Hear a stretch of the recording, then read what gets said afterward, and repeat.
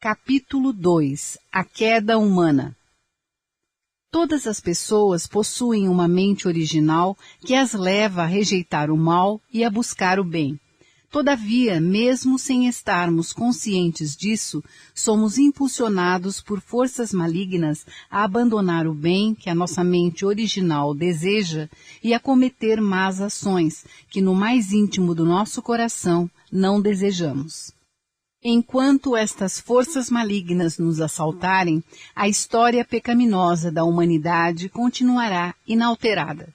No cristianismo, o mestre destas forças malignas é conhecido como Satanás. Temos sido totalmente incapazes de liquidar as forças de Satanás porque não compreendemos a identidade dele nem a sua origem. Para cortar o mal pela raiz e assim acabar com a história pecaminosa da humanidade e apressar a chegada de uma era de bem, importa descobrir e analisar a motivação e a origem de Satanás e reconhecer a destruição que ele causou na vida humana. A explicação da queda humana clarificará estes assuntos. Seção 1. A raiz do pecado. Ninguém conhece a origem do pecado que está profundamente entranhado nas pessoas e as desvia constantemente para o caminho do mal. Devido aos relatos da Bíblia, os cristãos têm sido levados a acreditar que o pecado teve origem no momento em que Adão e Eva comeram o fruto da árvore do conhecimento do bem e do mal. Enquanto alguns cristãos acreditam que o fruto da árvore do conhecimento do bem e do mal era o fruto de uma árvore real, outros creem que o fruto é um símbolo, tal como tantas outras coisas escritas de forma simbólica na Bíblia. Consideremos o relato bíblico da queda humana e as suas diferentes interpretações de forma a chegar a uma explicação mais completa. A árvore da vida e a árvore do conhecimento do bem e do mal. Adão e Eva caíram quando comeram o fruto da árvore do conhecimento do bem e do mal. Até hoje, muitos cristãos pensaram que este fruto pertencia a uma árvore real. Mas teria Deus, o amoroso Pai da humanidade, criado um fruto tão atraente a ponto de causar a queda? Teria ele colocado esse fruto em um lugar tão acessível ao alcance das mãos de seus filhos? Além disso, Jesus disse: o que contamina o homem não é o que entra na boca, mas o que sai da boca. Isso é o que contamina o homem. Como pode, então, um alimento que alguém ingere causar a sua queda? A humanidade está atormentada pelo pecado original herdado dos primeiros antepassados. Porém, como é possível aquilo que alguém comeu causar um pecado que possa ser transmitido aos seus descendentes? A única maneira de alguma coisa ser herdada é sendo transmitida através da linhagem. Os efeitos temporários de mal-estar de algum alimento ingerido não podem perpetuar-se através da longa descendência da linhagem. Há aqueles que acreditam que Deus criou o fruto da árvore do conhecimento do bem e do mal e ordenou a Adão e Eva que não o comessem a fim de testar a obediência deles. Podemos perguntar: será que o Deus de amor poderia testar os seres humanos tão cruelmente por um meio que pudesse causar-lhes a morte? Adão e Eva sabiam que morreriam no momento em que comessem o fruto, pois Deus assim os tinha avisado. Todavia, mesmo assim, eles o comeram. Não faltavam alimentos a Adão e Eva. Eles não teriam arriscado as suas vidas e desobedecido a Deus apenas para obter uma guloseima.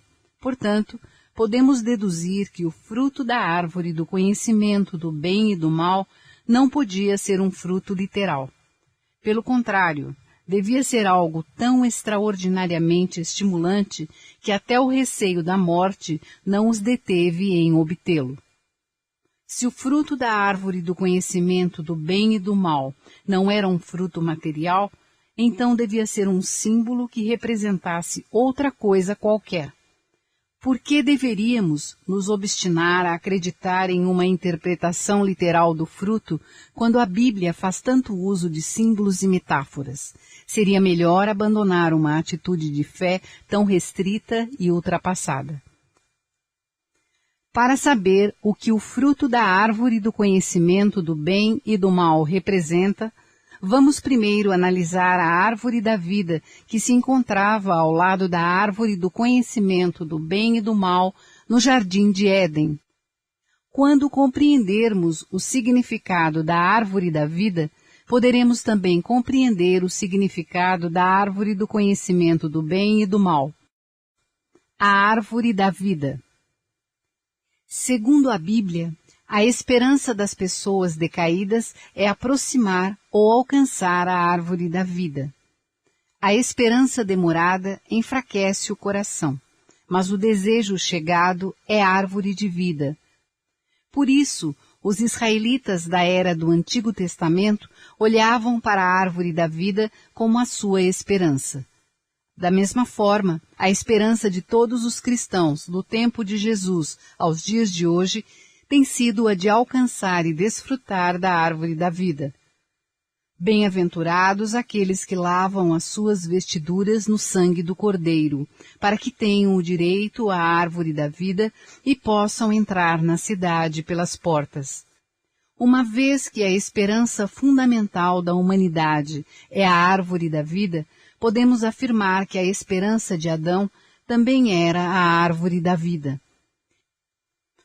Está escrito que quando Adão caiu, Deus bloqueou o seu caminho até a árvore da vida, pondo um querubim com uma espada flamejante para guardá-la. Daqui podemos deduzir que a esperança de Adão antes da queda era a árvore da vida. Adão foi expulso do jardim de Éden sem ter alcançado a sua esperança, a árvore da vida. Desde então, a árvore da vida tem permanecido como uma esperança não realizada para as pessoas decaídas. Qual seria a esperança de Adão durante seu período de imaturidade e crescimento para a perfeição? Ele deve ter ansiado tornar-se um homem que realizaria o ideal da criação de Deus, avançando até a perfeição sem cair. Na verdade, a árvore da vida simboliza um homem que cumpriu o ideal da criação em sua totalidade. Esse homem ideal seria o Adão perfeito. A árvore da vida simboliza, então, o Adão perfeito. Se Adão não tivesse caído, mas tivesse alcançado a árvore da vida, todos os seus descendentes podiam também ter alcançado a árvore da vida. Eles teriam construído o reino do céu na terra. Mas Adão caiu e Deus bloqueou o seu caminho até a árvore da vida com uma espada flamejante. Desde então, apesar dos enormes esforços das pessoas decaídas para restaurar o ideal da criação, a árvore da vida tem permanecido como um sonho inatingível. Sobrecarregadas pelo pecado original, as pessoas decaídas não conseguem completar o ideal da criação e tornarem-se árvores da vida apenas pelo seu próprio esforço. Para este ideal ser realizado, é necessário que venha à Terra um homem que tenha completado o ideal da criação como uma árvore da vida. Toda a humanidade deve então se enxertar nele e unir-se a ele. Jesus foi o homem que veio à Terra como esta árvore da vida. A árvore da vida pela qual o povo fiel da era do Antigo Testamento ansiava não era outra senão Jesus. Uma vez que Deus bloqueou o caminho de Adão até a árvore da vida, guardando-a com uma espada flamejante, não foi possível aproximar-se dela sem antes desobstruir o caminho. No dia de Pentecostes, línguas de fogo desceram sobre os santos e eles se tornaram cheios do Espírito Santo. Este acontecimento marcou a abertura do caminho e o afastamento da espada flamejante, coincidindo com as línguas de fogo que precederam a chegada do Espírito Santo. Ele abriu o caminho para toda a humanidade se aproximar de Jesus, a árvore da vida, e para enxertar-se nele. No entanto, os cristãos têm sido enxertados em Jesus apenas espiritualmente. Por isso, até os filhos dos pais cristãos mais devotos continuam a herdar o pecado que precisa ser redimido. Mesmo os santos mais fiéis não conseguiram libertar-se do pecado original, e por isso não puderam deixar de transmiti-lo a seus filhos. Por este motivo, Cristo tem que voltar à terra como a árvore da vida. Enxertando mais uma vez toda a humanidade nele, Cristo redimirá o pecado original da humanidade. Os cristãos esperam, assim, impacientemente pela árvore da vida, que no livro do Apocalipse simboliza Cristo em sua segunda vinda. A finalidade da providência da salvação de Deus consiste em restaurar o fracasso humano em atingir a árvore da vida no jardim do Éden, através da realização da árvore da vida mencionada no livro do Apocalipse. Devido à queda, Adão não pôde realizar o ideal da primeira árvore da vida. Para completar a salvação da humanidade decaída, Cristo, o último Adão, tem que voltar como a árvore da vida nos últimos dias, a árvore do conhecimento do bem e do mal. Deus não criou Adão para viver só. Ele também criou Eva para ser a esposa de Adão.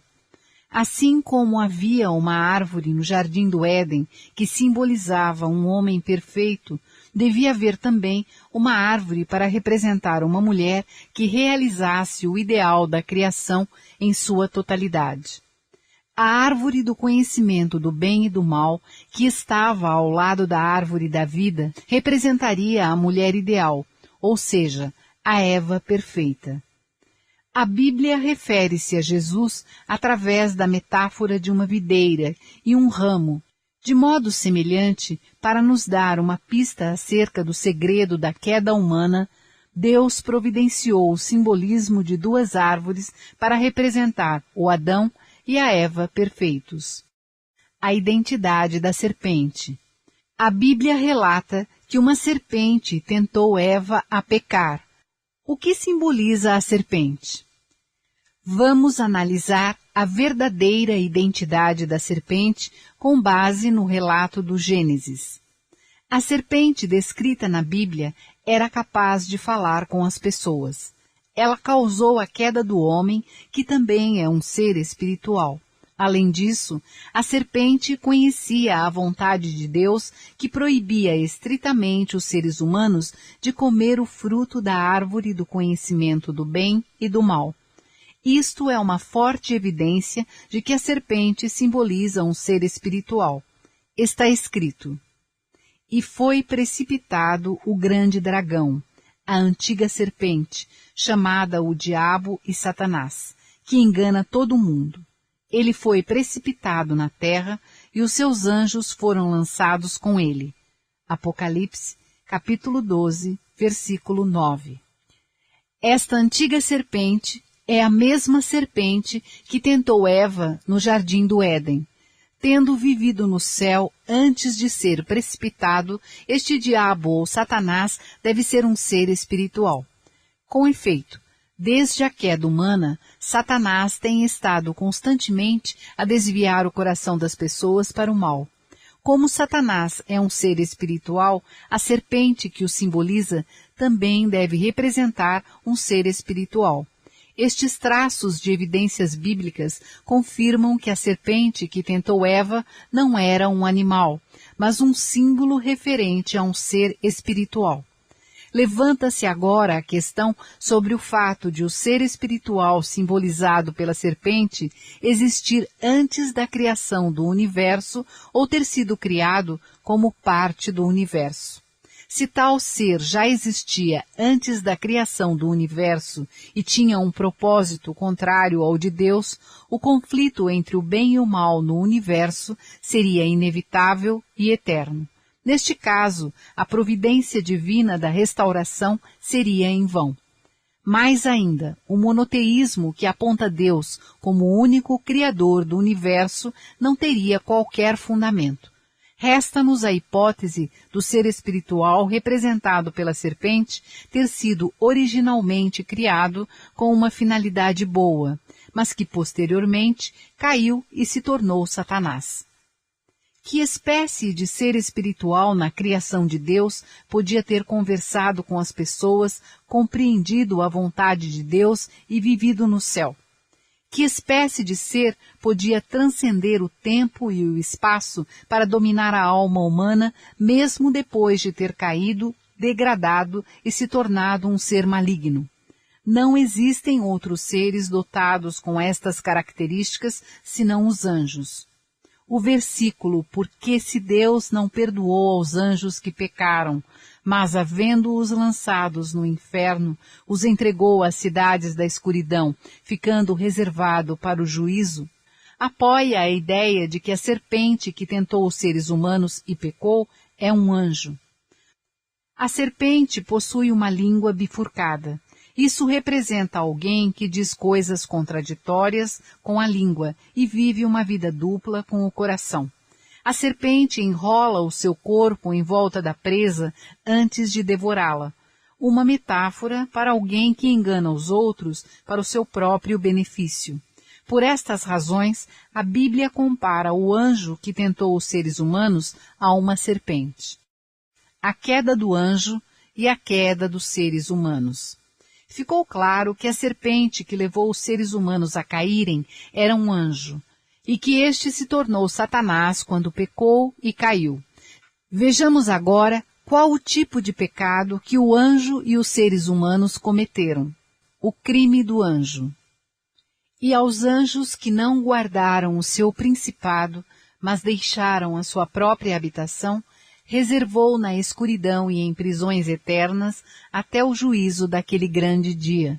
Assim como Sodoma e Gomorra e as cidades circunvizinhas, que havendo-se corrompido como aqueles e ido após outra carne, foram postas, por exemplo, sofrendo a pena do fogo eterno. Judas, capítulo 6, versículo 7. Desta passagem, podemos deduzir que o anjo caiu como resultado de um relacionamento sexual ilícito. A fornicação é um crime que não pode ser cometido sozinho. Com quem o anjo teria cometido o ato sexual ilícito no Jardim do Éden? Para desvendar este mistério, examinemos que tipo de pecado cometeram os seres humanos. O crime dos seres humanos. Lemos que antes de caírem, Adão e Eva estavam nus e não sentiam vergonha. No entanto, depois da queda, eles sentiram vergonha de sua nudez e fizeram aventais com folhas de figueira para cobrir suas partes inferiores. Se eles tivessem cometido um crime por terem comido o fruto literal de uma árvore denominada Árvore do Conhecimento do Bem e do Mal, certamente teriam coberto as mãos e a boca. Faz parte da natureza humana encobrir os próprios erros. Deste modo, o ato de cobrir suas partes inferiores mostra que estas partes, e não a boca, foram a origem de sua vergonha. Em Jó, capítulo 31, versículo 33, está escrito: Se como Adão encobri as minhas transgressões, ocultando o meu delito no meu seio. Adão cobriu as suas partes inferiores depois da queda. Isto indica que a sua desonra provinha de suas partes inferiores. As partes sexuais de Adão e Eva foram a origem de sua vergonha, porque foram os instrumentos de seu ato pecaminoso.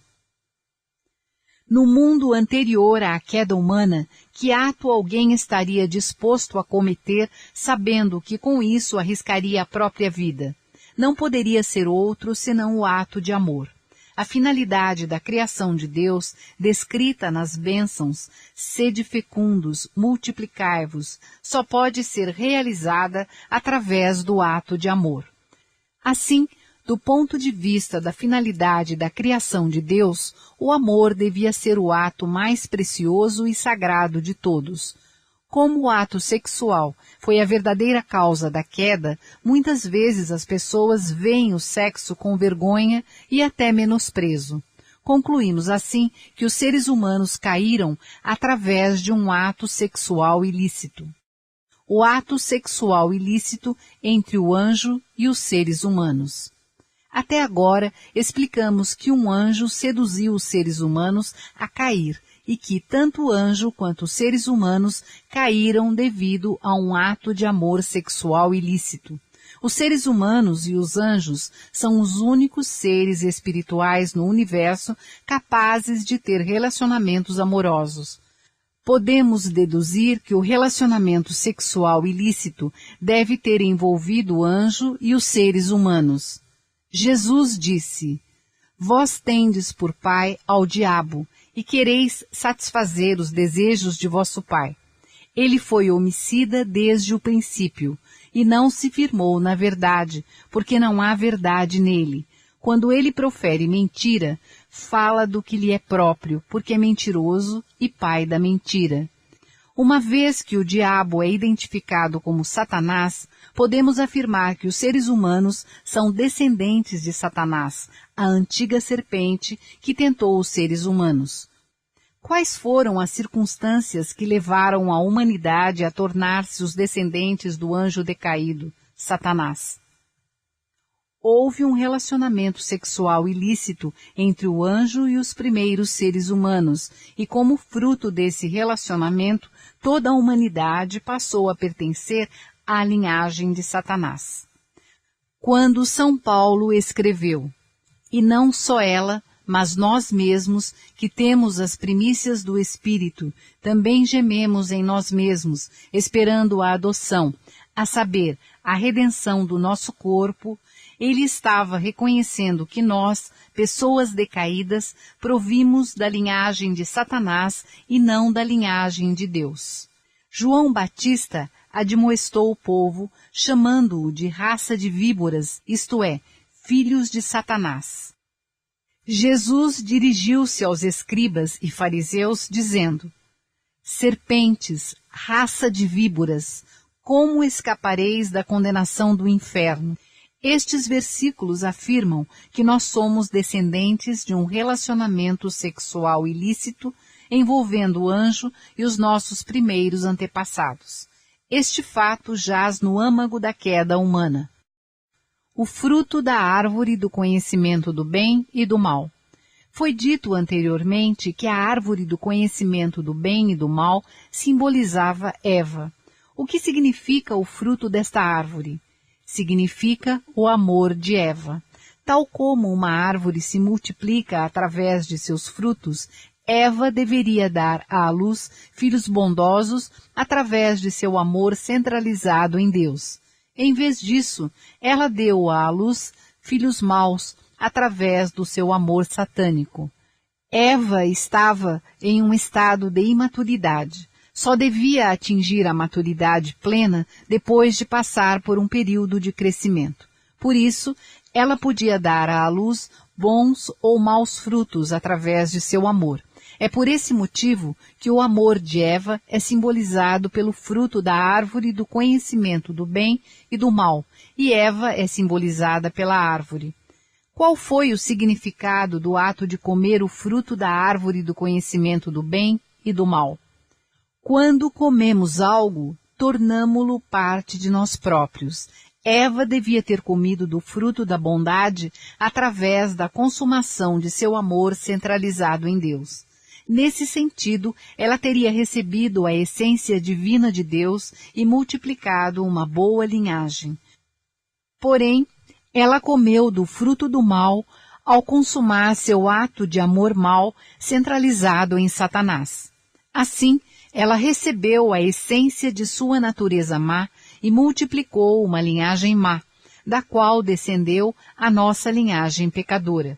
Com efeito, o ato de Eva comer o fruto da árvore do conhecimento do bem e do mal denota que ela consumou um relacionamento amoroso satânico com o anjo, o qual a ligou por laços de sangue com ele. Deus amaldiçoou o anjo decaído, dizendo: Então o Senhor Deus disse à serpente: Porquanto fizeste isto, maldita serás mais que toda besta, e mais que todos os animais do campo. Sobre o teu ventre andarás e pó comerás todos os dias da tua vida. A expressão sobre o teu ventre andarás significa que o anjo se tornaria um ser miserável, incapaz de funcionar corretamente ou de realizar seu trabalho original. Pó comerás significa que o anjo foi precipitado na terra, ficando privado dos elementos de vida de Deus. Em vez disso, ele tinha que subsistir a partir de elementos malignos tomados do mundo pecaminoso. A raiz do pecado. Pelo esclarecimento anterior da Bíblia, aprendemos que a raiz do pecado não foi o ato dos primeiros antepassados terem comido um fruto, mas sim que tiveram um relacionamento sexual ilícito com um anjo, simbolizado pela serpente.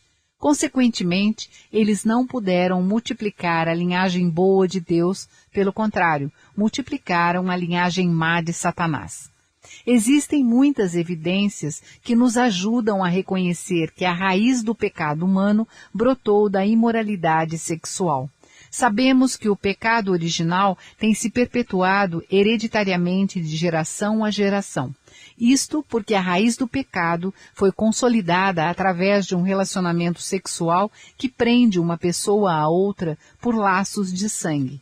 Além disso, todas as religiões que enfatizam a necessidade de expiar o pecado consideram a fornicação um pecado mortal e ensinam as virtudes da castidade e da abstinência a fim de refrear a fornicação. Isto é um indício de que a raiz do pecado se encontra nos desejos lascivos. Os israelitas realizavam o ritual da circuncisão como uma condição para a santificação. Eles se qualificavam como o povo escolhido de Deus através da purificação pelo derramamento do sangue, uma vez que a raiz do pecado reside no fato de termos recebido sangue contaminado em nosso ser através de um ato imoral. A promiscuidade sexual tem sido a causa principal da ruína de muitos heróis, patriotas e nações. Mesmo entre as pessoas mais notáveis, a raiz do pecado, o desejo sexual ilícito, está constantemente ativo em suas almas, por vezes sem estarem conscientes disso. Talvez possamos erradicar todas as outras maldades, estabelecendo códigos morais através da religião, implementando cuidadosamente vários programas educacionais e reformando o sistema socioeconômico que alimenta o crime. Mas ninguém pode impedir a praga da promiscuidade sexual, que tem se tornado cada vez mais dominante, à medida que o progresso da civilização torna os estilos de vida mais confortáveis e ociosos. Portanto, a esperança de um mundo ideal será um sonho vazio enquanto a origem de todos estes males não tiver sido erradicada. Cristo, em sua segunda vinda, deverá ser capaz de resolver este problema de uma vez por todas. Seção 2. A motivação e o processo da queda. A motivação da queda humana é imputada ao anjo, que, como vimos, é simbolizado pela serpente que tentou Eva. Por conseguinte, antes de conhecermos a motivação e o processo da queda, temos primeiro que analisar o anjo. Os anjos, suas missões e seu relacionamento com os seres humanos. Como todos os seres, os anjos foram criados por Deus. Ele os criou antes de qualquer outro ser. No relato bíblico da criação do céu e da terra, percebemos que Deus fala no plural. E disse Deus: façamos o homem à nossa imagem, conforme a nossa semelhança, e domine sobre os peixes do mar, e sobre as aves dos céus, e sobre o gado, e sobre toda a terra, e sobre todo réptil que se move sobre a terra.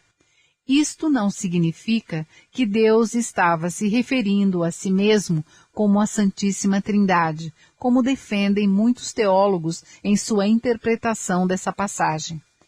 Pelo contrário, ele estava falando com os anjos que havia criado antes dos seres humanos. Deus criou os anjos para serem seus servos e assistentes na criação e manutenção do universo. Na Bíblia encontramos muitas referências a anjos que trabalharam para a vontade de Deus. Foram anjos que transmitiram a Abraão as palavras importantes da bênção de Deus. Da mesma forma, foi um anjo que anunciou a concepção de Cristo e foi um anjo que desacorrentou Pedro e o conduziu fora da prisão até a cidade. O anjo que acompanhou João no livro do Apocalipse se autodenomina de servo, e em Hebreus os anjos são referidos como espíritos servidores. A Bíblia frequentemente representa os anjos orando e glorificando a Deus. Investiguemos o relacionamento entre os seres humanos e os anjos do ponto de vista do princípio da criação. Porque Deus nos criou como seus filhos e nos concedeu o domínio sobre toda a criação, era de se supor autoridade para julgar os anjos. Muitas das pessoas que se comunicam com o mundo espiritual testemunharam muitos anjos escoltando os santos no paraíso. Estas observações ilustram o fato de os anjos terem a missão de auxiliar os seres humanos. A queda espiritual e a queda física.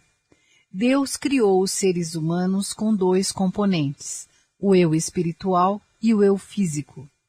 A queda humana também ocorreu em duas dimensões, espiritual e física. A queda que ocorreu devido ao relacionamento sexual entre o anjo e Eva foi a queda espiritual, enquanto a que ocorreu através do relacionamento sexual entre Eva e Adão foi a queda física. Como é que um ato de amor passional pode ser consumado entre um anjo e um ser humano? Todas as emoções e sensações sentidas entre uma pessoa e um espírito são exatamente as mesmas que as sentidas durante o contato entre duas pessoas terrenas. Sem dúvida, a união sexual entre um anjo e um ser humano é, pois, perfeitamente possível. Existem relatos de casos de pessoas terrenas casadas com espíritos. Na Bíblia, temos o caso de um anjo que lutou com Jacó e deslocou sua coxa. 3 anjos visitaram a família de Abraão e tomaram uma refeição de vitelo, leite e manteiga. Mais ainda, 2 anjos visitaram a casa de Ló e comeram o pão ázimo a eles servido. Quando os habitantes da cidade viram os anjos, ficaram excitados em desejos luxuriosos por eles e rodearam a casa de Ló, gritando. E chamaram a Ló e disseram-lhe, onde estão os varões que a ti vieram esta noite? Traze-os fora a nós, para que os conheçamos. A queda espiritual. Deus criou o mundo angélico e nomeou Lúcifer para a posição de arcanjo. Lúcifer era o canal do amor de Deus para o mundo angélico, tal como Abraão era o canal da bênção de Deus para os israelitas. Nesta posição, ele praticamente monopolizava o amor de Deus.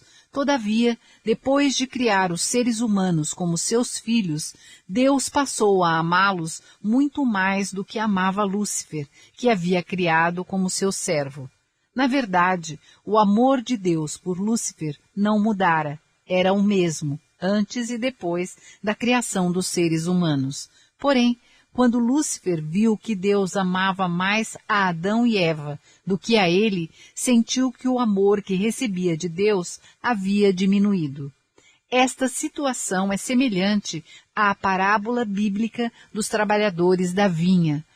Embora os que trabalharam desde o início da manhã tivessem recebido um salário justo, quando viram os outros, que chegaram mais tarde e trabalharam menos, receberem o mesmo, sentiram-se mal pagos. Lúcifer, sentindo que estava recebendo menos amor do que merecia, quis alcançar a mesma posição central na sociedade humana que gozava no mundo angélico.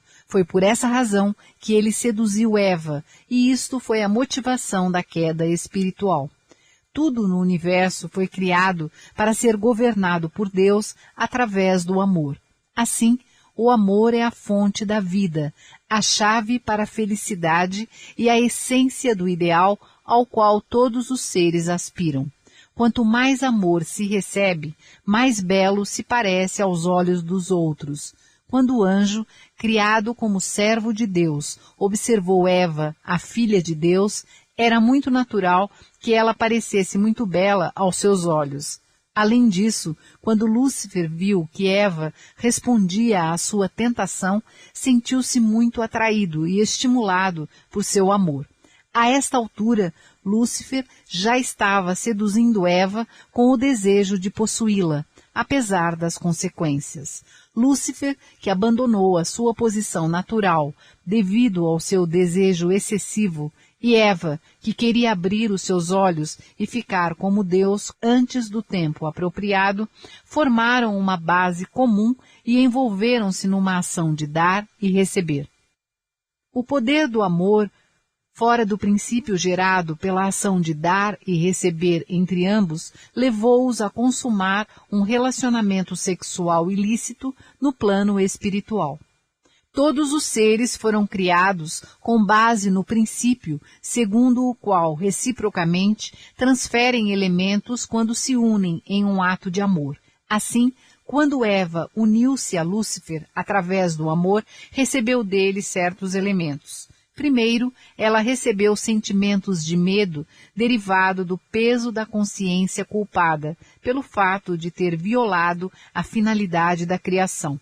Segundo, ela recebeu de Lúcifer o conhecimento que a fez discernir que originalmente Adão é quem deveria ser o seu esposo e não o anjo. Eva estava numa posição de receber conhecimento do arcanjo, porque ainda estava imatura e o seu conhecimento não era tão avançado quanto o do arcanjo, o qual já se encontrava em um estado de maior maturidade angélica. A queda física.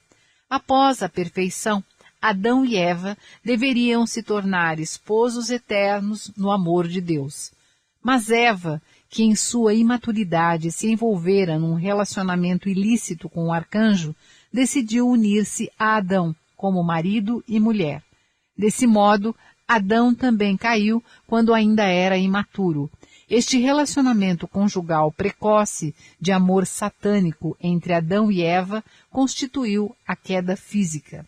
Como foi anteriormente mencionado, através da queda espiritual com o arcanjo, Eva recebeu sentimentos de medo derivados do peso de sua consciência culpada e do novo conhecimento de que o seu esposo original deveria ser Adão e não o arcanjo.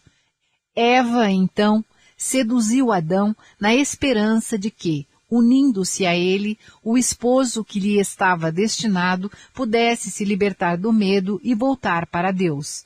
Esta foi a motivação que levou Eva à queda física. Assim que Eva uniu-se ao arcanjo, através do seu relacionamento sexual ilícito, ficou na posição do arcanjo em relação a Adão. Deste modo, Adão, que ainda estava recebendo o amor de Deus, parecia-lhe muito atraente. Vendo em Adão sua única esperança de regressar a Deus, Eva voltou-se para ele e tentou-o, desempenhando o mesmo papel que o arcanjo havia desempenhado em relação a ela. Adão correspondeu e formou uma base comum com Eva, iniciando uma ação de dar e receber entre si.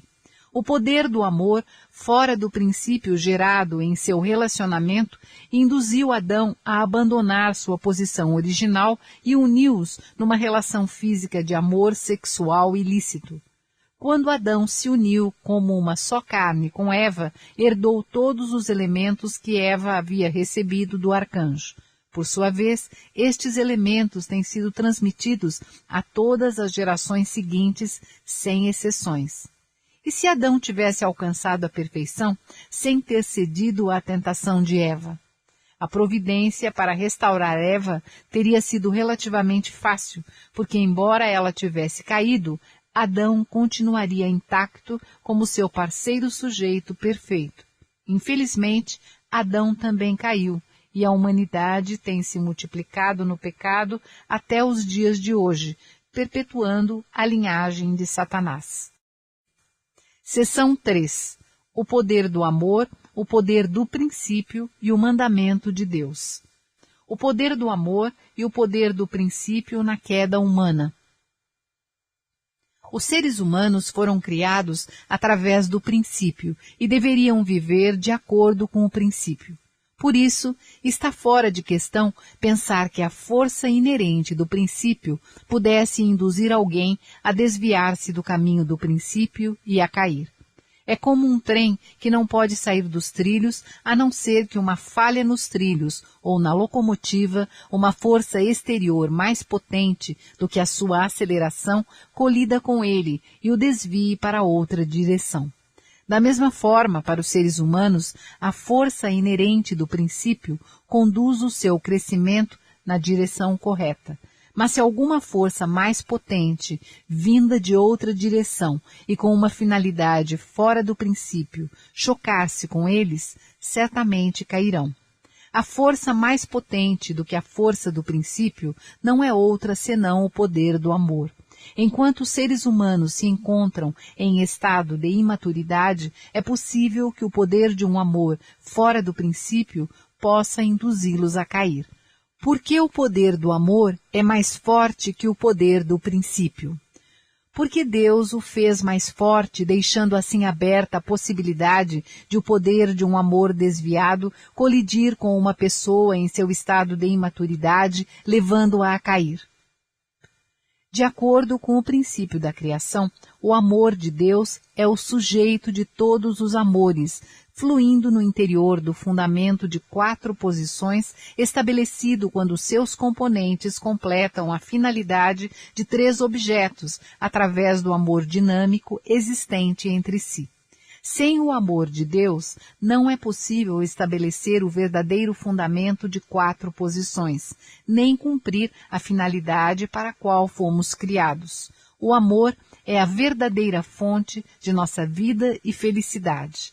Embora Deus tenha criado os seres humanos com base no princípio, Ele nos governa através do amor.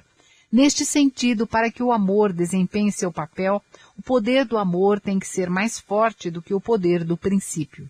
Se o poder do amor fosse inferior ao poder do princípio, Deus não poderia governar os seres humanos através do amor. Em vez disso, buscaríamos o princípio mais do que o amor de Deus. Por esta razão, Jesus tentou conduzir seus discípulos através da verdade, mas foi seu amor que os salvou. A razão pela qual Deus estabeleceu o mandamento como um objeto de fé. Por que razão Deus alimentou a fé de Adão e Eva através do mandamento "não comam do fruto"? Em seu estado de imaturidade, Adão e Eva não podiam ser governados diretamente por Deus através do amor. Porque o poder do amor é mais forte que o poder do princípio, Deus previu que, caso eles formassem uma base comum com o arcanjo, haveria uma possibilidade de eles sucumbirem ao poder do amor desviado fora do princípio e caírem. Para prevenir isto, Deus deu a Adão e Eva o mandamento que os proibia de se relacionarem com o arcanjo desta forma. Independentemente do poder do amor fora do princípio, o amor falso do arcanjo, se Adão e Eva tivessem seguido o mandamento de Deus, formando uma base comum com Deus e envolvendo-se numa ação de dar e receber só com Ele, o poder do amor angélico fora do princípio não os teria afetado e eles nunca teriam caído. Infelizmente, Adão e Eva não obedeceram ao mandamento, mas formaram uma base comum com o arcanjo e se envolveram numa ação de dar e receber com ele. Por isso, o poder do amor ilícito os desviou do caminho. Não foi apenas para prevenir a queda que Deus deu o mandamento aos seres humanos imaturos. Deus também queria que eles usufruíssem do domínio sobre o mundo natural, incluindo os anjos, ao herdarem a sua natureza criativa. A fim de herdarem esta capacidade criativa, os seres humanos deveriam aperfeiçoar-se através de sua fé na palavra como sua porção de responsabilidade pessoal. Deus não deu o mandamento ao arcanjo, apenas aos seres humanos. Ele pretendia exaltar a dignidade dos seres humanos, tal como lhes é atribuída pelo princípio da criação, que os qualifica como filho de Deus e lhes concede o direito de governar até mesmo os anjos. O período durante o qual o mandamento era necessário. Seria este mandamento de Deus obrigatório para sempre? A segunda bênção de Deus devia ser realizada quando Adão e Eva entrassem no domínio direto do amor de Deus, unindo-se como verdadeiros esposo e esposa, gerando filhos e criando-os no amor de Deus. Com efeito, o princípio ordena que os seres humanos comam do fruto depois de alcançarem a plena maturidade de caráter. O poder do amor é mais forte que o poder do princípio. Se Adão e Eva tivessem alcançado a perfeição como esposo e esposa, centralizados em Deus, e experimentado o domínio direto de Deus através do poder absoluto de seu amor, então o amor conjugal de ambos ter-se-ia tornado absoluto. Ninguém, nem nenhum poder no universo poderia jamais quebrar essa ligação de amor. Nesta situação, Adão e Eva nunca cairiam. Não haveria possibilidade alguma do amor do arcanjo, que é inferior aos seres humanos, destruir o amor conjugal de Adão e Eva quando este estivesse firmemente ancorado em Deus. Por conseguinte, o mandamento de Deus, não comam do fruto, só se aplicava durante o período de imaturidade de Adão e Eva. Seção 4. As consequências da queda humana. Quais foram as consequências da queda espiritual e da queda física de Adão e Eva em todo o universo, incluindo a humanidade e os anjos? Vejamos algumas das consequências mais graves. Satanás e a humanidade decaída. Satanás é o nome dado ao arcanjo Lúcifer depois que ele caiu. Quando os primeiros homens caíram, eles ficaram ligados a Satanás por laços de sangue. Formaram um fundamento de 4 posições centralizado em Satanás, e toda a humanidade se tornou descendente de Satanás. Foi por este motivo que Jesus disse ao povo: Vós tendes como pai o demônio, chamando-os de raça de víboras venenosas.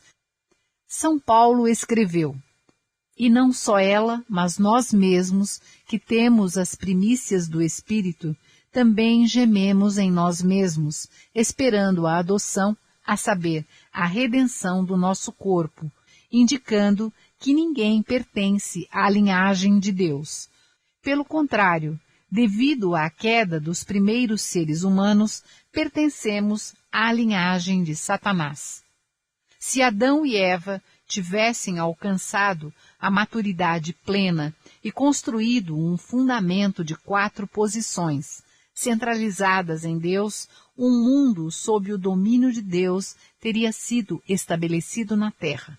Porém, eles caíram ainda imaturos e formaram um fundamento de 4 posições centralizado em Satanás. Consequentemente, o mundo caiu sob o domínio de Satanás. Por isso, a Bíblia chama Satanás de o príncipe deste mundo e o Deus deste mundo. Quando Satanás conquistou o domínio sobre os seres humanos que estavam destinados a ser os senhores da criação, obteve também o domínio sobre todas as coisas do universo. Está escrito: porque a ardente expectação da criatura espera a manifestação dos filhos de Deus. Porque sabemos que toda a criação geme e está juntamente com dores de parto até agora. Estes versículos descrevem a agonia da criação sob o domínio de Satanás, enquanto espera pelo aparecimento de pessoas não decaídas que tenham aperfeiçoado a sua natureza original. A criação anseia pelo dia em que estas pessoas subjuguem Satanás e governem o universo com amor. As atividades de Satanás na sociedade humana. Satanás está constantemente acusando todas as pessoas diante de Deus, como fez com Jó, de forma a arrastá-las para o inferno. No entanto, nem mesmo Satanás pode perpetrar suas más ações a não ser que ele encontre primeiro um parceiro objeto com o qual possa formar uma base comum e empreender uma ação de dar e receber. Os parceiros objeto de Satanás são os espíritos maus do mundo espiritual. Os parceiros objeto destes espíritos maus são os eus espirituais das pessoas más na terra. E os veículos através dos quais os maus eus espirituais agem são os eus físicos das pessoas da terra. Por conseguinte, o poder de Satanás é transmitido através dos espíritos maus e se manifesta nas atividades das pessoas terrenas. Por exemplo, Satanás entrou em Judas Iscariotes e Jesus, em certa ocasião, chamou Pedro de Satanás. Na Bíblia, os espíritos dos homens físicos maus são chamados de anjos do diabo. O reino do céu na terra é um mundo restaurado no qual Satanás já não pode instigar qualquer atividade. Para realizar esse mundo, é necessário que toda a humanidade elimine sua base correlativa comum com Satanás, restaure sua base comum com Deus e empreenda uma ação de dar e receber com ele. A profecia que diz que Satanás será confinado em um abismo nos últimos dias significa que ele ficará totalmente impossibilitado de realizar qualquer atividade, visto que não haverá mais nenhum parceiro objeto com quem ele possa se relacionar. Para podermos eliminar nossa base comum com Satanás e sermos capazes de julgá-lo, temos que compreender a identidade e o crime de Satanás e acusá-lo diante de Deus. Contudo, Deus concedeu liberdade aos seres humanos e aos anjos. Por isso, ele não pode restaurá-los à força. De sua própria e livre vontade, os homens devem levar Satanás a submeter-se voluntariamente, defendendo a palavra de Deus através do cumprimento de sua responsabilidade. Só assim poderemos ser restaurados ao ideal original proposto por Deus no momento de nossa criação. Porque Deus desenvolve a sua providência com base neste princípio, a história da providência da restauração tem sido prolongada várias vezes, o bem e o mal analisados do ponto de vista da finalidade. Uma vez definidos os conceitos de bem e de mal, vamos analisar a natureza do bem e a natureza do mal do ponto de vista da finalidade. Se Adão e Eva tivessem se amado como Deus desejava e formado um fundamento de 4 posições, centralizado em Deus, eles teriam estabelecido um mundo de bem. Mas quando se amaram com um propósito contrário às intenções de Deus e estabeleceram um fundamento de 4 posições, centralizado em Satanás, acabaram originando um mundo mau. Isto demonstra que, embora algumas ações ou alguns elementos bons e maus possam assumir a mesma forma aparente, sua verdadeira natureza pode ser discernida pelos seus frutos, uma vez que estes são produzidos de acordo com as diferentes finalidades que almejam. Muitas vezes, um aspecto da natureza humana convencionalmente considerado mal pode ser bom se a sua finalidade for ao encontro da vontade de Deus. Tomemos o desejo como exemplo. O desejo, frequentemente considerado pecaminoso, na verdade foi dado por Deus. A alegria é a finalidade da criação, e a alegria só pode ser alcançada quando o desejo é satisfeito. Se não tivéssemos desejos, nunca poderíamos experimentar a alegria.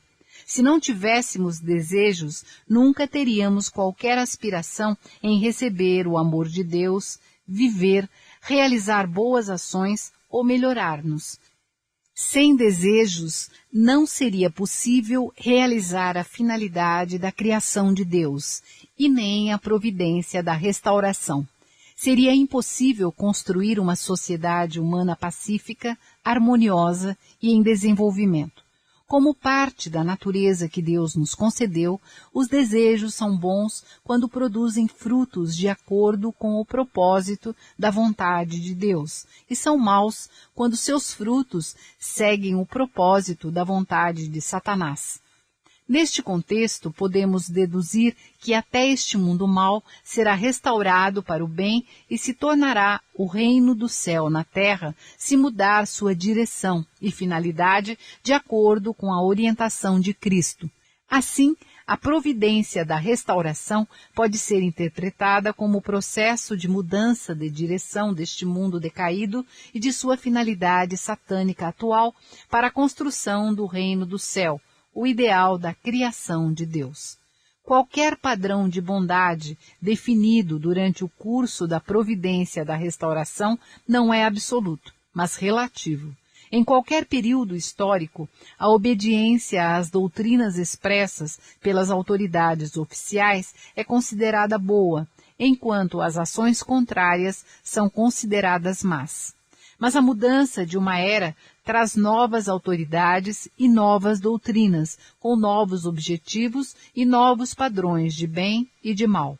Para os membros de qualquer tradição religiosa ou escola de pensamento, a concordância com os preceitos de sua doutrina ou filosofia é boa, enquanto a oposição é má.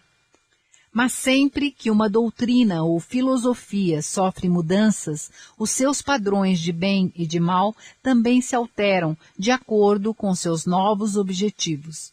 Da mesma forma, se alguém se converte a uma religião ou escola de pensamento diferente, é natural que os seus objetivos e padrões de bem e de mal também mudem. Os conflitos e as revoluções influenciam constantemente a sociedade humana, principalmente devido às contínuas alterações dos padrões de bem e de mal, enquanto as pessoas buscam a realização de finalidades divergentes. Contudo, ao longo dos intermináveis ciclos de conflitos e revoluções na história humana, as pessoas têm buscado o bem absoluto pelo qual suas mentes originais anseiam. A ocorrência de novos conflitos e revoluções na sociedade humana decaída continuará, inevitavelmente, até a realização final de um mundo de bem. O padrão de bondade permanecerá relativo apenas enquanto durar o curso da restauração. Logo que o domínio de Satanás for extinto da terra, Deus, o ser absoluto e eterno, transcendente de tempo e espaço, estabelecerá a sua soberania e a sua verdade. Nesse dia, a verdade de Deus será absoluta, e por isso, a finalidade para a qual ela existe e o padrão de bem que ela estabelece serão também absolutos. Esta verdade cósmica e universal será firmemente estabelecida por Cristo por ocasião de sua segunda vinda. As obras dos espíritos bons e dos espíritos maus. A expressão espíritos bons é utilizada como uma designação geral para fazer referência a Deus, aos espíritos do lado de Deus e aos anjos bons. O termo geral para designar Satanás e os espíritos que estão do seu lado é espíritos maus. Tal como no caso dos atos bons e maus, também as obras dos espíritos bons e dos espíritos maus apresentam-se inicialmente com algumas semelhanças, embora possuam finalidades opostas. Com o passar do tempo, as obras de um espírito bom aumentam a sensação de paz e justiça de uma pessoa, melhorando até a sua saúde.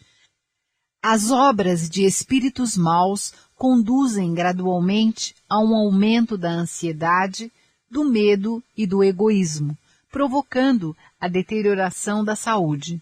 Poderá ser difícil para alguém que não conhece o princípio distinguir as ações dos espíritos bons das ações dos espíritos maus. Todavia, com o passar do tempo, e isto geralmente acontece sempre tardiamente, a pessoa acaba identificando a natureza da ação por causa dos frutos que ela produz. Como uma pessoa decaída permanece numa posição intermediária entre Deus e Satanás e relaciona-se com ambos, as obras de um espírito bom podem ser acompanhadas pela influência sutil de um espírito mau. Em outros casos, os fenômenos que começaram como ações de espíritos maus podem gradualmente misturar-se com as obras de espíritos bons. Distinguir os espíritos é muito difícil para quem não compreende o princípio. É lamentável que muitas autoridades religiosas, em sua ignorância, condenem as obras de espíritos bons, colocando-as como se fossem obras de espíritos maus, posicionando tais autoridades inadvertidamente contra a vontade de Deus. Hoje, os fenômenos espirituais estão se tornando cada vez mais comuns. A menos que os líderes religiosos consigam distinguir corretamente as obras dos espíritos bons das obras dos espíritos maus, eles não poderão instruir nem conduzir adequadamente aqueles que experimentam fenômenos espirituais. O pecado.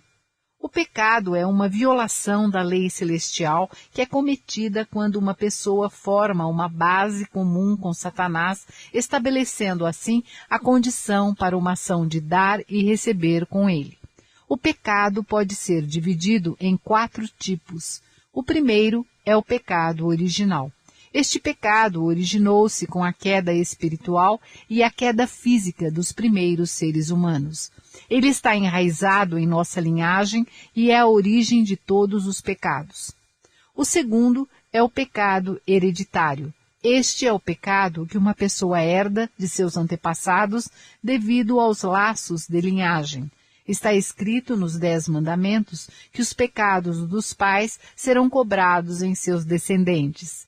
O terceiro é o pecado coletivo. Este é o pecado pelo qual uma pessoa é responsável como membro de um grupo, mesmo que não tenha cometido o pecado pessoalmente, nem o tenha herdado de seus antepassados. Um exemplo deste tipo de pecado é a crucificação de Jesus. Embora só os sumos sacerdotes e alguns escribas tenham condenado Jesus à crucificação, o povo judeu e toda a humanidade partilharam juntos a responsabilidade por este pecado. Como resultado, o povo judeu foi colocado numa posição de terrível sofrimento e a humanidade foi destinada a percorrer um caminho de tribulações até a segunda vinda de Cristo. O quarto pecado é o individual, aquele que um indivíduo comete sozinho. O pecado original pode ser visto como a raiz de todos os pecados, o pecado hereditário como o tronco, o pecado coletivo como os ramos e o pecado individual como as folhas. Todos os pecados brotam do pecado original, que é a raiz. Não é possível erradicar todos os outros pecados por completo sem antes aniquilar o pecado original. Todavia, nenhum homem foi capaz de revelar esta raiz do pecado tão profundamente enraizada no tempo. Apenas Cristo, que vem como a raiz e o verdadeiro pai da humanidade, pode identificá-la e arrancá-la. As características primárias da natureza decaída. Eva herdou do arcanjo todas as tendências inerentes à sua transgressão contra Deus quando ele aprendeu por laços de sangue através do relacionamento sexual ocorrido entre ambos. Por sua vez, Adão adquiriu as mesmas inclinações quando Eva, assumindo o papel do arcanjo, o prendeu por laços de sangue através de seu relacionamento sexual com ele. Estas tendências se tornaram a causa original das inclinações decaídas de todas as pessoas. Elas são as características primárias da nossa natureza decaída. A principal motivação que engendrou as características primárias da natureza decaída reside na inveja que o arcanjo sentiu de Adão, o amado de Deus. Como podem existir tais sentimentos de inveja e ciúme em um arcanjo que Deus criou para uma boa finalidade? O arcanjo foi dotado de desejo e intelecto como partes de sua natureza original. Porque possuía um intelecto, o arcanjo podia comparar e discernir que o amor de Deus pelos seres humanos era maior do que o amor que ele recebia de Deus. Porque também possuía desejos, ele sentia um desejo natural de receber mais amor de Deus. Este desejo do coração era naturalmente propício à inveja e ao ciúme. A inveja é um subproduto inevitável da natureza original, tal como a sombra produzida por um objeto exposto à luz. Porém, depois dos seres humanos alcançarem a perfeição, eles nunca seriam tentados a cair por um sentimento de inveja ocasional. Eles saberiam bem que a gratificação temporária que pudessem obter do objeto de seu desejo não compensaria a agonia da autodestruição resultante. Por isso, eles nunca cometeriam tais crimes. Um mundo que tenha realizado a finalidade da criação é uma sociedade baseada em interrelacionamentos orgânicos muito semelhantes à estrutura do corpo humano. Reconhecendo que a ruína individual leva à perdição do todo, a sociedade protege os seus membros individuais dessa autodestruição. No mundo ideal, os desejos relacionados com a inveja, que eventualmente surge da natureza original, serão canalizados para estimular o progresso da humanidade. Em tal mundo, eles nunca levarão as pessoas a caírem. As características primárias da natureza decaída podem ser divididas em 4 tipos principais. A primeira consiste no fracasso em tomar o ponto de vista de Deus. A causa principal da queda do arcanjo foi não amar Adão com o mesmo coração e a mesma perspectiva de Deus. Em vez disso, ele sentiu ciúmes de Adão, e isso o levou a tentar Eva. Um exemplo desta característica da natureza decaída é quando um cortesão que sente ciúmes do favorito do rei, em vez de respeitá-lo com sinceridade por ser amado pelo rei. A segunda é abandonar a sua posição natural. Procurando receber mais amor de Deus, Lúcifer desejou usufruir no mundo humano da mesma posição de amor que gozava no mundo angélico. Este desejo perverso levou-o a abandonar a sua posição natural e cair. As pessoas são induzidas por desejos perversos a ultrapassarem os limites do que é certo e a excederem-se devido a esta característica primária da natureza decaída. A terceira é a inversão do domínio. O anjo que deveria submeter-se ao domínio dos seres humanos dominou Eva. Em seguida, Eva, que deveria submeter-se ao domínio de Adão, acabou por dominá-lo. Esta ruptura da ordem natural gerou frutos amargos. A sociedade humana é desequilibrada por pessoas que abandonam a sua posição original e, em seguida, invertem a ordem do domínio. Estas constantes situações estão enraizadas nesta terceira característica primária da natureza decaída. A quarta é a multiplicação do ato criminoso. Se depois de cair, Eva não tivesse repetido seu pecado ao seduzir Adão, este teria permanecido intacto. A restauração de Eva teria sido relativamente fácil. Todavia, Eva transmitiu seu pecado aos outros quando induziu Adão a cair. A tendência das pessoas más para envolver outras numa teia crescente de crimes provém desta característica primária da natureza decaída. A liberdade e a queda humana. O significado da liberdade do ponto de vista do princípio. Qual é o significado da verdadeira liberdade? À luz do princípio, a liberdade reveste-se de 3 características. Primeiro, não existe liberdade fora do princípio. A liberdade requer livre-arbítrio e a realização de ações livres de acordo com esse arbítrio. Ambos têm um relacionamento semelhante ao que existe entre natureza interna e forma externa, e a liberdade perfeita só é alcançada quando os dois entram em harmonia. Portanto, Não pode existir nenhuma livre ação sem livre-arbítrio, nem pode o livre-arbítrio ser completo sem livres ações a acompanhá-lo.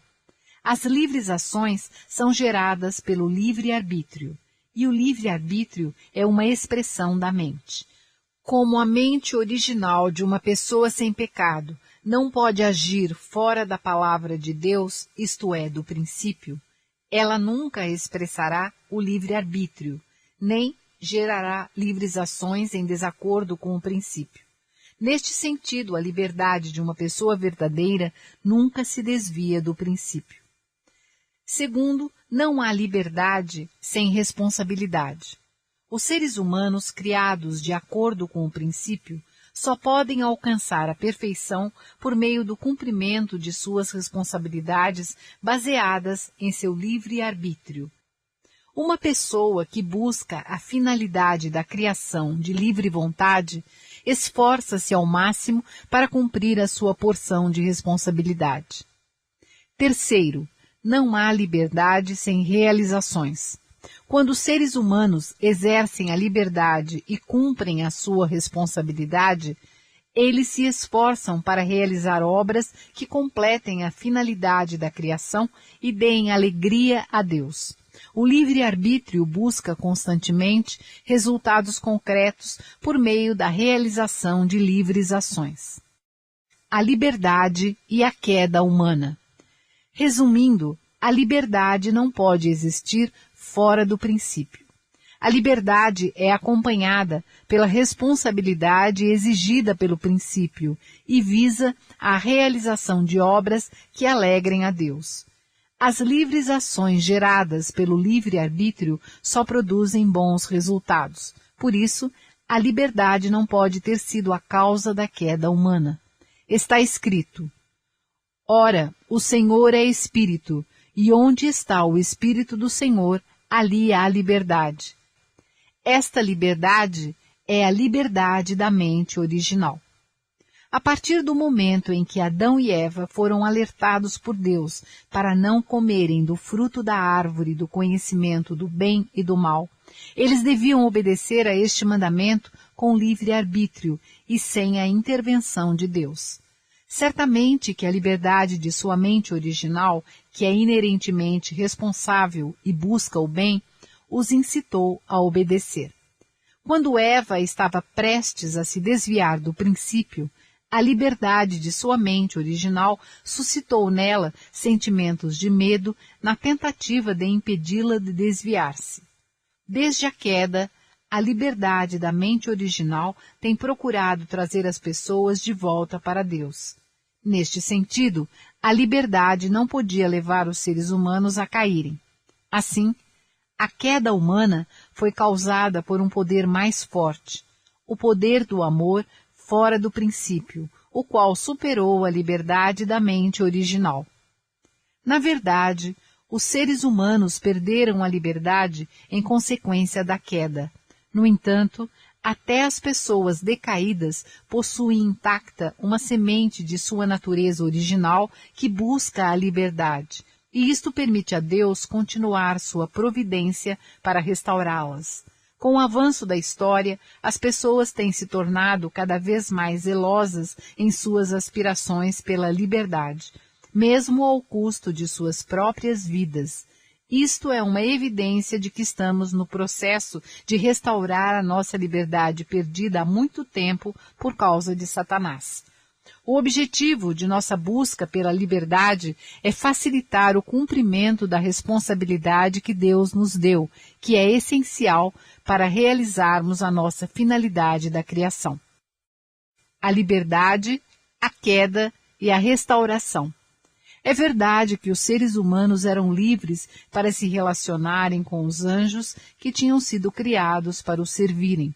Porém, como o coração e o intelecto de Eva ainda eram imaturos no momento em que foi tentada pelo anjo, ela ficou confusa, emocional e intelectualmente. A liberdade de sua mente original despertou nela um sentimento de receio, porém, como o poder do amor entre ela e o anjo era mais forte, ela ultrapassou o limite e caiu. Independentemente da liberdade com que Eva se relacionasse com o anjo, uma vez que ela mantivesse uma fé inabalável no mandamento de Deus e não respondesse à tentação do anjo, o poder do amor fora do princípio não teria sido gerado e ela não teria caído. Portanto, apesar de o fato da liberdade ter permitido o relacionamento entre Eva e o anjo e tê-la levado próximo da queda, o que a empurrou para além do limite não foi a liberdade, mas o poder do amor fora do princípio. Como Eva foi criada para interagir em liberdade com os anjos, ela naturalmente se relacionava com Lúcifer. Todavia, quando Eva e Lúcifer formaram uma base comum e se envolveram numa ação de dar e receber, o poder do amor fora do princípio gerado entre eles levou-os a cair. Da mesma forma, se as pessoas decaídas se relacionarem em liberdade com Deus, seguirem as palavras da verdade, formarem uma base comum e envolverem-se numa ação de dar e receber com Ele, então o poder do amor dentro do princípio poderá restaurar a sua natureza original. Na verdade, a liberdade da mente original anseia por restaurar completamente a natureza original. É por isso que as pessoas, em todas as épocas, têm lutado desesperadamente pela liberdade. Devido à queda, os seres humanos ficaram ignorantes em relação a Deus e ao seu coração. Essa ignorância incapacitou a vontade humana de lutar por objetivos que agradem a Deus. À medida que Deus tem dado espírito e verdade, conhecimento interno e conhecimento externo às pessoas decaídas, de acordo com a época da providência da restauração, os seus corações, que anseiam pela liberdade da mente original, têm sido gradualmente renovados. Paralelamente a este progresso, os seus corações têm sido também restaurados em relação a Deus, fortalecendo o desejo delas de viverem de acordo com a vontade de Deus. Além disso, à medida que o desejo pela liberdade se intensifica, as pessoas exigem um ambiente social favorável à sua realização. Quando as circunstâncias sociais de uma época não correspondem aos desejos do povo que ama a liberdade, inevitavelmente surgem revoluções como a Revolução Francesa no século XVIII e outras revoluções continuarão surgindo até que a verdadeira liberdade seja restaurada. Seção 6. A razão pela qual Deus não interferiu na queda dos primeiros antepassados humanos. Sendo onisciente e onipotente, Deus devia estar a par dos atos pervertidos dos primeiros antepassados humanos que os estavam conduzindo à queda. Certamente que ele os podia ter impedido. Então, por que Deus não interferiu para impedir a queda? Este é um dos principais mistérios ainda por resolver na história. Podemos analisar com base em 3 razões o porquê de Deus não ter interferido na queda humana. Para manter o caráter absoluto e perfeito do princípio da criação. Segundo o princípio da criação, Deus criou os seres humanos à sua imagem, com o caráter e os poderes do Criador, pretendendo que eles governassem sobre todas as coisas, assim como ele governava sobre a humanidade. Todavia, para que os seres humanos pudessem herdar a natureza criativa de Deus, eles teriam que crescer até a perfeição, através do cumprimento de sua porção de responsabilidade. Como já foi explicado, o período de seu crescimento é o reino do domínio indireto de Deus ou o reino do domínio baseado nos resultados obtidos através do princípio. Enquanto as pessoas estão neste reino, Deus não as governa diretamente, pois deseja que elas cumpram a sua própria porção de responsabilidade.